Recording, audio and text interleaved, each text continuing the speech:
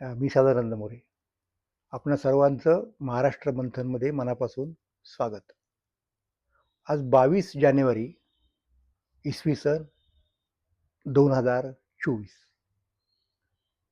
पौष शुद्ध द्वादशी शके 1945.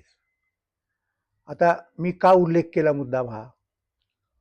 आज अयोध्या नगरीमध्ये, श्रीरामाच्या अयोध्या नगरीमध्ये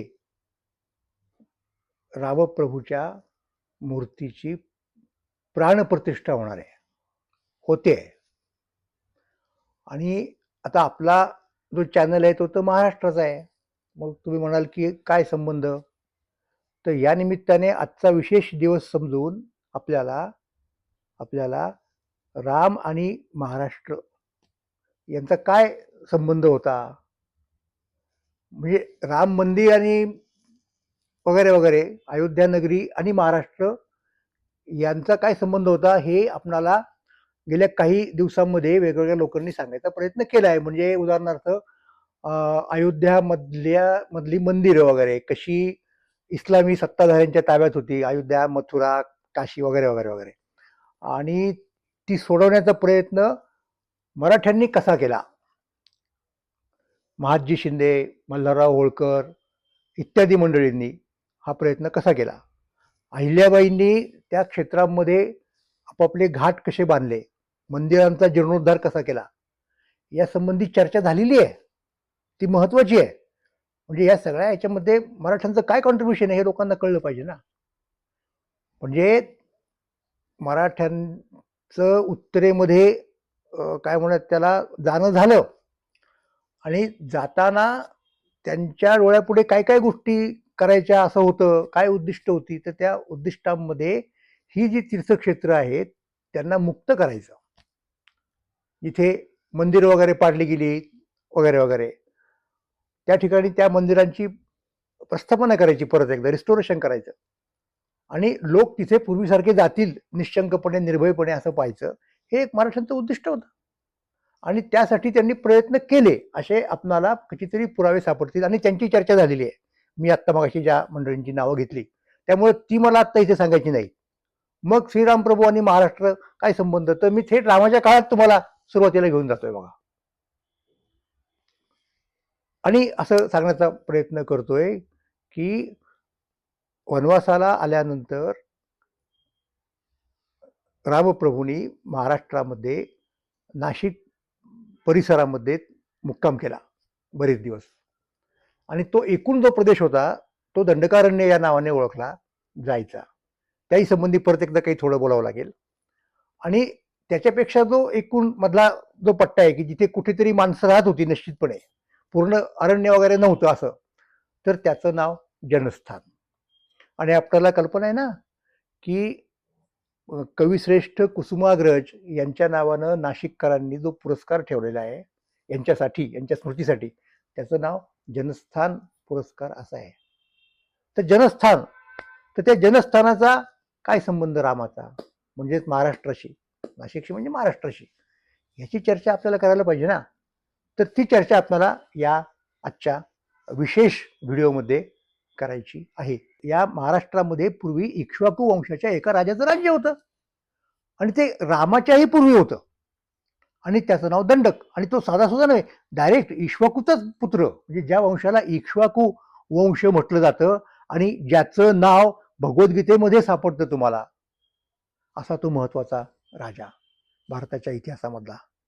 तर त्या इक्ष्वाकूचा एक पुत्र दंडक, तो तिथे जास्त दांडगाई करायचा वगैरे वगैरे, म्हणून नको आपल्याजवळ कटकट त्याची, म्हणून कदाचित त्याला इकडे दक्षिणेत पाठवलं. आणि दंडक नावाच्या प्रदेशामध्ये, आता जैन सोर्सेस तर आणखीन वेगळं सांगतात, ते म्हणतात की तिथे दंडक नावाचा एक पर्वत होता, म्हणून त्याला दंडक म्हटलं जातं त्या प्रदेशाला, आणि तिथे एक महानागा होता. म्हणजे आता याची जर संगती लावायची झाली राजवाड्यांच्या विवेचनाशी, तर कदाचित तिथे सुद्धा तेव्हा नागवंशाचं राज्य असेल, पण तो नागवंश जो होता राजवाडे समजतात त्याप्रमाणे कम असेल किंवा असंस्कृत वगैरे नसायचा. तो प्रगत अशा प्रकारचा एक वंश होता क्षत्रियांचा, आणि त्याचं विवेचन नंतर खूप चांगल्या पद्धतीने विठ्ठलरामजी शिंदेना करावं लागलं राजवाड्यांचा सिद्धांत खोडून काढताना. त्याचाही आपण परामर्श करणार आहोत. पण आत्ता इथे दंडक होता, एक पर्वत होता, तो प्रदेश होता आणि तिथे आता तो याच्याचमुळे नाव पडलं का? तर येस, रामायणामध्ये वगैरे तसं सांगण्यात आलेलं आहे. मग तो इथे आला दंडक आणि त्याच्यामुळं त्या प्रदेशाला दंडक नगर किंवा दंडक प्रदेश असं राज्य म्हटलं गेलं आणि नंतर त्याच्या काही चुकीच्या वागण्यामुळं त्याचा तो प्रदेश ओसाड पडला, त्याचं अरण्य झालं. हे आपण त्याला दंडकारण्य म्हटलं. आणि आता हे सगळं जे आहे ना, मला तुम्हाला मुद्दाम सांगायचं आहे की मी जेव्हा विवेचन करतो तेव्हा त्यासाठी काही आधार आपल्या सगळ्यांना माहिती असले पाहिजेत. तर 19व्या शतकामध्ये म्हणजे 1876ची गोष्ट आहे, इतकी जुनी. रघुनाथ भास्कर गोडबोले नावाचे एक पंडित होते, पुण्यामध्ये होते आणि त्यांनी भारतवर्षीय प्राचीन ऐतिहासिक कोश नावाचा ग्रंथ निर्माण केला. भारतवर्षीय प्राचीन ऐतिहासिक कोश अतिशय महत्वाचा आहे. तो आता कुठे मिळत नाही, त्याचं खरं तर पुनर्मुद्रण व्हायला पाहिजे. पण ते जेव्हा होईल तेव्हा होईल.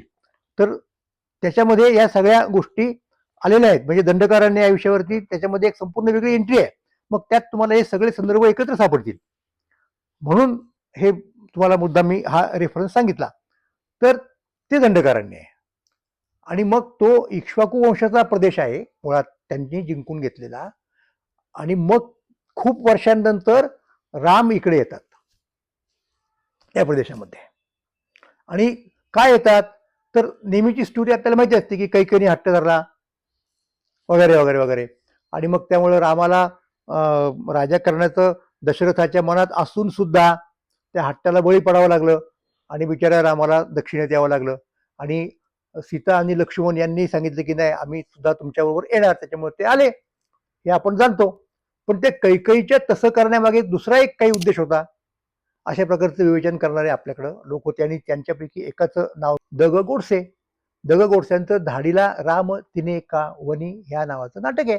तर तिथे काहीतरी एक राजकीय कारण द्यायचा प्रयत्न करतात ते. आणि आता तुम्हाला मी सांगेन मुद्दाम, आणि तिथे परत हा संबंध येतो दंडकारण्याचा या प्रदेशाचा. आपल्याकडे भास नावाचा फार थोर नाटककार होऊन गेला. मला वाटतं भासाचाही उल्लेख मी केलेला आहे पूर्वीच्या माझ्या एका व्हिडिओमध्ये. त्याच्यामुळे त्याची प्रवृत्ती करत नाही. सांगायचा मुद्दा असा की त्या भासाने जी नाटकं लिहिली, काहीतरी 13 वगैरे असतील, त्याच्यामध्ये एक 2 नाटकं आहेत रामायणाशी संबंधित असलेली, सरळ सरळ. त्यातलं एक प्रतिमा म्हणून नाटक आहे आणि दुसरं अभिषेक नाटक आहे. तर त्या प्रतिमा नाटकामध्ये फार इंटरेस्टिंग गोष्ट सांगितलेली आहे. काय गोष्ट सांगितलेली आहे की भरत तेव्हा नसतो त्या अयोध्या नगरीमध्ये, जेव्हा हे घडतं सगळं. म्हणजे रामाचा अभिषेक घडायचा असतो आणि त्याला जावं लागतं कैकेयीच्या हट्टामुळं दक्षिणेमध्ये. आणि हा भरत त्याच्या आजोळी असतो त्या कैकेयीच्या मूळ देशामध्ये वगैरे वगैरे, जिथे कुठे असेल तिथे. आणि तो येतो नंतर, आणि येताना तोपर्यंत त्याला माहित नाही की दशरथ म्हणजे राम दक्षिणेत गेला आणि तिकडे दशरथाचा मृत्यू झाला. तिथं एक काय म्हणत आपण गडीभर त्याला आजच्या भाषेत एक प्रकारचं म्युझियम म्हणूयात, अशा प्रकारे प्रतिमागृह असतं. आणि त्या प्रतिमागृहामध्ये पूर्वी झालेल्या राजांच्या प्रतिमा म्हणजे मूर्ती अशा अशा अशा असतात. तर कदाचित भरत नसताना तिथे त्या उभारल्या असतील, शक्य आहे. म्हणजे कारण भरत आल्यानंतर ते बघतो सगळं टप्प्याटप्प्याने. मग त्याच्यामध्ये इक्ष्वाकू असेल, त्याच्यामध्ये अजय असेल, त्याच्यामध्ये रघु असेल, असं करत करत करत दिलीप असेल, असं करत करत तो येतो आणि त्याला दशरथाची मूर्ती दिसते आणि त्याला प्रचंड धक्का बसतो. अरे, हे बाबा आपले, हे वडील हे वारलेत, माहित नाही. मग त्याला तर दुःख होतं आणि आणखीन त्याला मोठा धक्का बसायचा असतो. त्याला वाटलं की आता दशरथ वारले म्हणजे आता राम बसलेला असणार सिंहासनावरती, पण तसं तर काही नाहीये, हे त्याला नंतर कळतं. आणि मग त्यासाठी तो कैकेयीला खूप काही काही वगैरे वगैरे बोलतो. तर तिथे तो मुद्दा भास घेतो आणि भास वेगळंच सांगतो काहीतरी, की का घडलं असं. त्याची एक वेगळीच मांडणी आहे. म्हणजे ती परंपरेशी अशी वाल्मिकी रामायणात वगैरे तुम्हाला मिळणार नाही. पण आता हे भासाने केवळ आपल्या प्रतिभेने किंवा कल्पनेने केलं का? शक्यता आहे. जसं महाभारतातल्या कथानकापेक्षा सुद्धा त्यांनी खूप वेगळ्या गोष्टी महाभारतावरती आधारित नाटकांमध्ये लिहिलेल्या आहेत. प्रतिभाशक्ती असते आणि त्या कलावंताला, तशा प्रकारच्या लेखकाला तिथं स्वातंत्र्य असतं. निरंकुशा हा खलू कवया असा एक संकेत सुद्धा आहे. पण अशी शक्यता आहे की अशा प्रकारच्या काही गोष्टी लोकमानसामध्ये, लोककथांच्या माध्यमातून, आख्यायिकांमध्ये, समाजामध्ये रूढ असण्याची शक्यता आहे. असतात त्या सुद्धा लोकगीतांमध्ये. तर त्या कदाचित भासाला माहिती झाल्या असल्या पाहिजेत, कारण तो केवळ पुस्तकांच्या वरती न विसंबता लोकांच्यात मिसळून वगैरे वगैरे शूद्रकासारखा असा आणखीन एक नाटककार असा असण्याची शक्यता आहे. म्हणजे तो दरबारी नाटककार नसावा, ज्या अर्थाने कालिदास होता त्या अर्थाने कदाचित, म्हणून त्याला ते कळलं असेल आणि त्याने ते मांडलं. तर त्याच्यात त्याने असं मांडलं की कैकेयीला एक गोष्ट माहिती आहे. कोणती? की शाप दिलेला आहे श्रावण बाळाच्या वडिलांनी दशरथाला, की तुझा मृत्यू पुत्र वियोगामुळे होईल, अशा प्रकारचा शाप होता. मग आता हा वियोग तर अटळ आहे, पण मग तो कसा करायचा वियोग? म्हणजे त्याचा अर्थ असा की काय, की त्याच्या पुत्राने त्याची देखत मेलं पाहिजे. म्हणजे जसं श्रावण मेला, तर तसं काही होतं कामा नये. मृत्यू तर अटळ आहे. त्यामुळं कैकेयीला दशरथ आणि राम यांच्यामधलं बाउंडिंग ज्याला म्हणतो आपण ना, त्याची पूर्ण कल्पना असल्यामुळं ती वेगळ्या पद्धतीने एक प्लॉट करते सध्यातून. त्यातला कोणता? की त्याला मृत्यू वगैरे याचं कामा नये, मग दशरथाला धक्का बसेल अशी काही गोष्ट असेल की रामाचा आणि त्याचा वियोग होईल. तर वियोग हा मुद्दा झालाच त्या शापाप्रमाणे, मृत्यू होता कामा नये. म्हणून तिनं रामाला या पद्धतीने वनवासाला धाडण्याचा एक एक एक एक धाडण्याचा प्लॅन केला. आणि मूळ प्लॅन मध्ये काय होतं ते फार इंटरेस्टिंग आहे, की 14 दिवस जायचं फक्त. 14 वर्ष नव्हतं. पण समोर द्या स्लिप ऑफ टंग म्हणतो, किंवा त्या तणावामध्ये त्या विचारा कैकेयीच्याकडनं 14 वर्ष असा शब्द निघाला आणि दशरथाने ते मान्य केलं. राम गेल्यानंतर दशरथाला जे प्रचंड त्याच्या विरहाचा एक धक्का बसलाय, त्यामुळं तो गेला. मुद्दा असा आहे की शाप तर खरा व्हायलाच पाहिजे. तो झाला, पण तो कसा झाला? त्यासाठी रामाला आपला प्राण वगैरे गमवायची गरज भासली नाही, असं अत्यंत सधेतून केलेले कृत्य आहे ते कैकेयीने. आणि मग ते कृत्य जेव्हा कळतं भरताला नंतर, तेव्हा भरताला त्याचा पश्चाताप होतो, तो कैकेयीची क्षमा मागतो वगैरे वगैरे वगैरे. पण इथे मुद्दा तो नाही. मग त्याप्रमाणे तो म्हणतो की मी काही गादीवरती बसणार नाही, सिंहासनावरती बसणार नाही, मी रामाच्या पादुका ठेवून राज्य करीन. त्याने ते राज्य केलं. इकडे राम वनवासाला गेले, तिथनं मग ते लंकेत गेले त्यांनी वगैरे वगैरे. तो मधला कथाभाग माहिती आहे. आणि जेव्हा याला कळलं भरताला की रामप्रभू लंकेत गेलेले आहेत रावणावरती स्वारी करून सीतेची सुटका करण्यासाठी, तेव्हा सैन्य घेऊन तो दक्षिणेमध्ये येतो मदत करायला रामाला. आणि कुठे येतो नेमकं? येस, जिथनं रामानं जिथनं रावणानं सीतेला पळवून नेलं होतं, सीतेचं हरण केलं होतं. त्या प्रदेशाचं नाव काय? जनस्थान.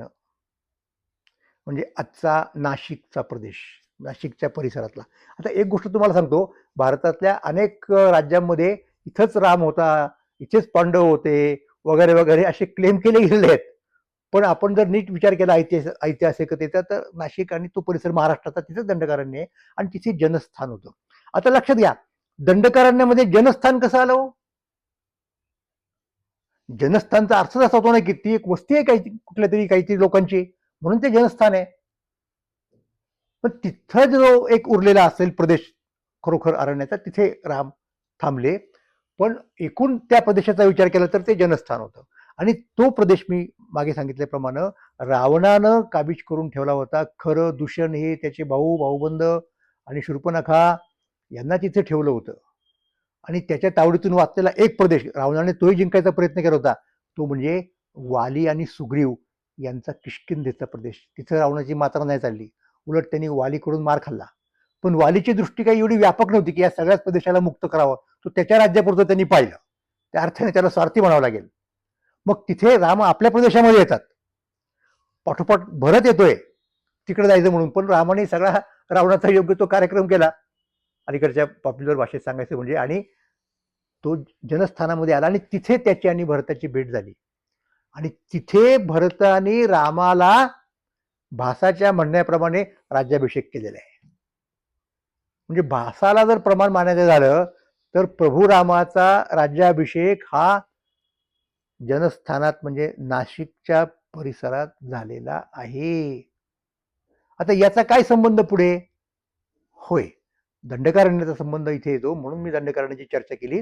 मग पुढे आता काय होतं, राजवाडे भागवत काय करतात या गोष्टीचं, दक्षिणेतल्या गोष्टींचं, हे आपण आता पुढच्या आपल्या एपिसोडमध्ये पाहू.